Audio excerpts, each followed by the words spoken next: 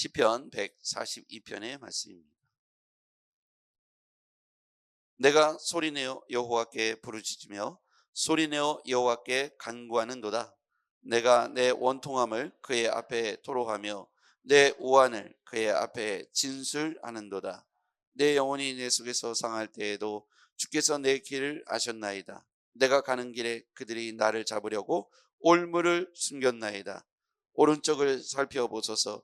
나를 아는 이도 없고 나의 피난처도 없고 내 영혼을 돌보는 이도 없나이다.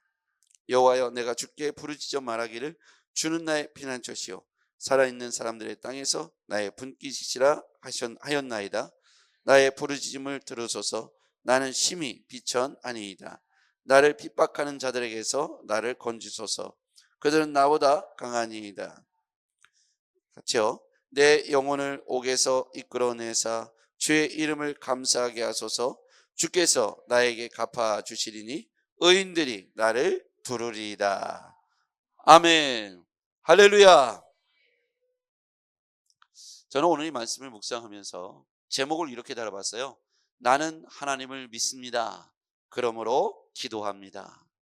오늘 1절 말씀을 같이 한번 읽어볼게요. 시작. 내가 소리내어 여호와께 부르짖으며 소리내어 여호와께 간구하는도다. 아멘.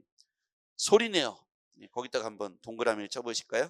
소리내어 여호와께 부르짖고 소리내어 여호와께 간구하는도다. 이 뜻은 같은 의미인데 두 번이나 강조하고 있습니다.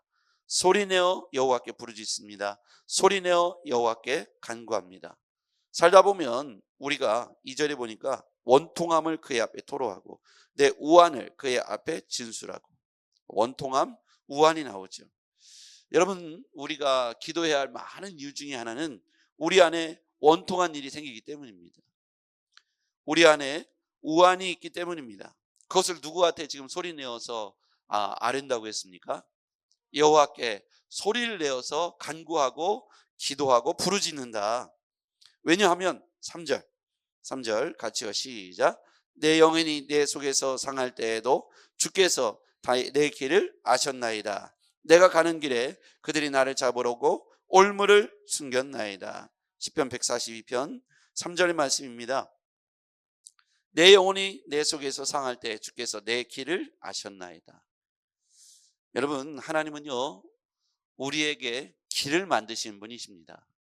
사막에도 길을 만드시고 들판에도 아무 길이 없어도 하나님께서 길을 만드시는 분이세요. 우리가 지난 날부터 지금까지 살아온 세월들을 생각해 볼 때 하나님께서 우리에게 길을 여셨습니다. 뭘 여셨다고요? 길을 여셨습니다. 그래서 우리가 그 길을, 3절 말씀, 내 영혼이 내 속에서 상할 때 주께서 내 길을 아셨나이다. 내 길을, 가는 길을 정확히 아시는 분은 하나님 당신 자신이십니다. 하나님만이 나의 길을 아십니다. 내 길을 아는 건 나도 아니고 다른 사람도 아니고 하나님께서 내 길을 정확히 아십니다. 하나님 내 길 아시지요? 가는 길에 나를 닮으려고 원수들이 올무를 놓기도 합니다. 나에게는 피난처도 없고 나를 아는 이도 없습니다. 내 영혼을 돌보는 이도 없습니다. 그렇기 때문에 나는 하나님을 신뢰함으로 하나님께 간구하겠습니다. 하나님께 소리내어 부르짖겠습니다. 우리가 소리내어 부르짖을 만한 이유가 있다면, 간구할 이유가 있다면 주께서, 그가 내 길을 아시기 때문입니다. 나를 아시고 나의 피난처가 되시며 나를 돌보시겠다고 말씀하시는 이가 바로 전능하신 하나님이기 때문이죠. 사람에게 길을 물어도 그 길은, 먼저 간 사람들의 길은 옳은 길 같지만 10년 전에, 100년 전에, 1000년 전에 먼저 길을 간 사람들이 우리에게 모든 길을 알려주기는 쉽지 않습니다. 그들 또한 자신들이 알지 못하는 길을 걸어갔을 것이고, 자신들의 길이 옳은 길인지 그것이 맞는 길인지 다 깨닫지 못한 상태에서 걸어갔을 거예요.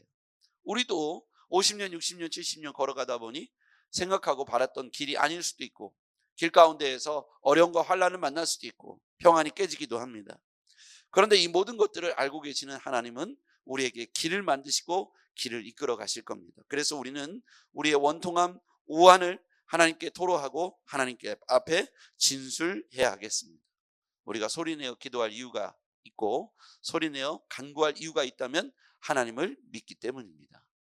우리가 하나님을 신뢰하기 때문에 오늘 그 하나님 앞에 우리의 원통함, 우리의 우한을 다 아뢰게 되는 것이죠. 자, 5절 말씀 보겠습니다.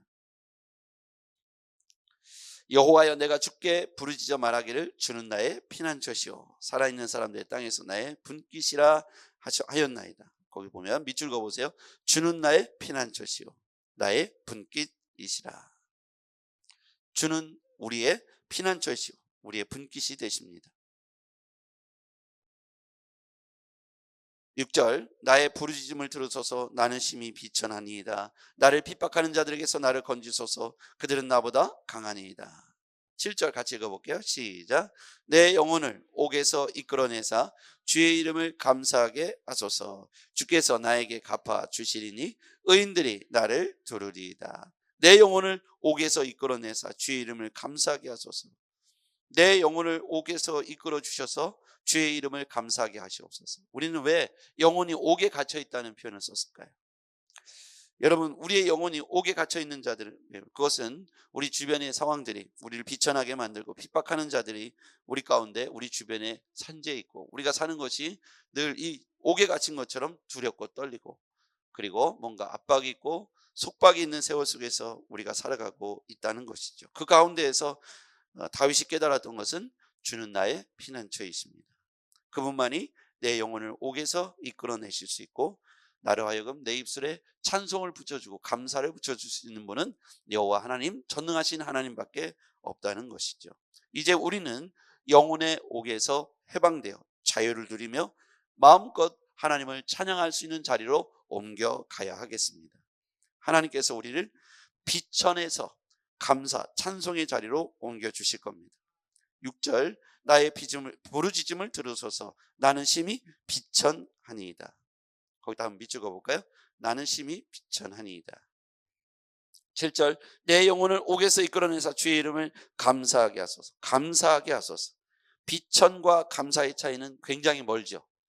비천과 감사의 차이는 뭡니다. 그런데 이 차이가 있을 겁니다. 하나님을 신뢰하는 믿음이 있다면 우리는 비천이 아니라 감사와 찬송하게 될 거예요. 하나님과 동행하게 될 겁니다. 왜 우리가 비천에 처합니까? 하나님의 부재 그리고 하나님을 향한 신뢰가 없기 때문이죠. 하나님이 없다고 느낄 때, 하나님이 존재하지 않는 것처럼 느껴질 때 우리는 비천에 처할 수밖에 없습니다. 반대로 우리가 감사와 찬송을 할 수 있는 건 하나님이 우리와 함께 동행하고 있다는 굳건한 믿음이 있을 때 우리는 감사와 찬송을 하는 것이죠. 다윗은 참 곤란하고 어려운 힘든 세월을 보냈던 것 같아요. 다윗은 자기의 장인이 자기를 죽이겠다고 칼을 들고 창을 들고 암살자들을 보내고 끊임없이 자기를 죽이려고 고통 가운데 자기를 몰아넣죠. 그리고 다윗은 자기의 아들 압살롬에 의해서 도망자, 반역을 당해서 왕궁에서 쫓겨나 그 죽음의 공포를 뒤집어 쓰고 도망자의 신세로 살았던 경험도 있습니다.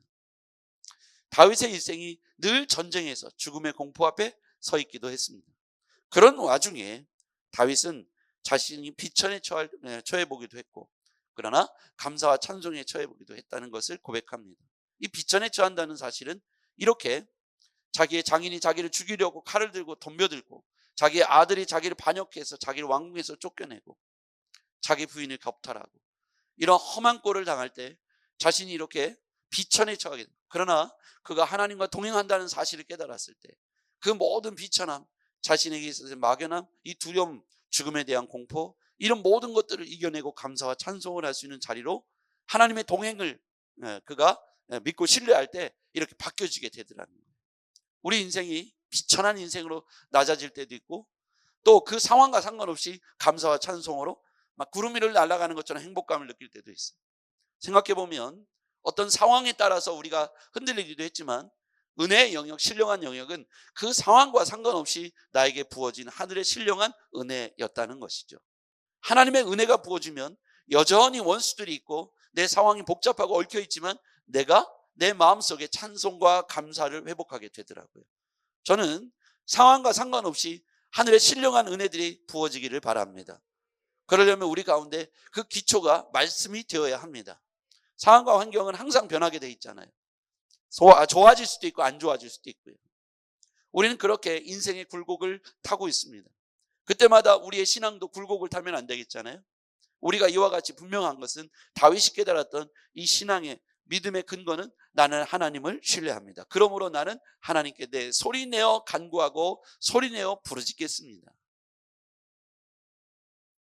그분만이 내 길을 아십니다. 가는 길에 올무가 숨겨 있습니다. 나에게는 아무 도움도 없고 피난처도 없고 돌보는 이도 없습니다. 그러나 나는 하나님을 신뢰합니다. 그러므로 오늘도 우리는 소리내어 간구하겠습니다.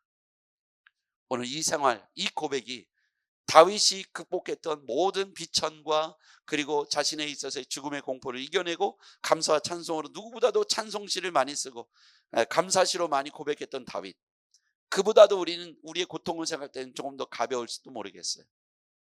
하지만 우리도 그 삶의 원리, 신앙의 원리는 본받아야겠습니다. 상황과 상관없이 자신은 소리내어 하나님을 신뢰하고 하나님께 고백했던 소리내어 하는 기도가 그 다윗의 인생을 찬송으로 꽃피웠다고 생각합니다. 오늘 여러분의 인생에 다윗과 같이 비천한 자리가 찬송의 자리로 바꿔지기를 주의 이름으로 축복합니다. 기도하겠습니다. 전능하신 아버지 하나님, 우리의 영혼을 옥에서 이끌어내서 찬송하게 하여 주시옵소서. 우리가 갇혀 사방의 우겨쌈을 당하면서 우리가 억압과 핍박을 당하는 것처럼 우리의 인생이 복잡할 때가 많았습니다. 하나님 아버지, 우리의 영혼이 자유롭게 되어서 하나님을 찬송하게 되기를 원합니다.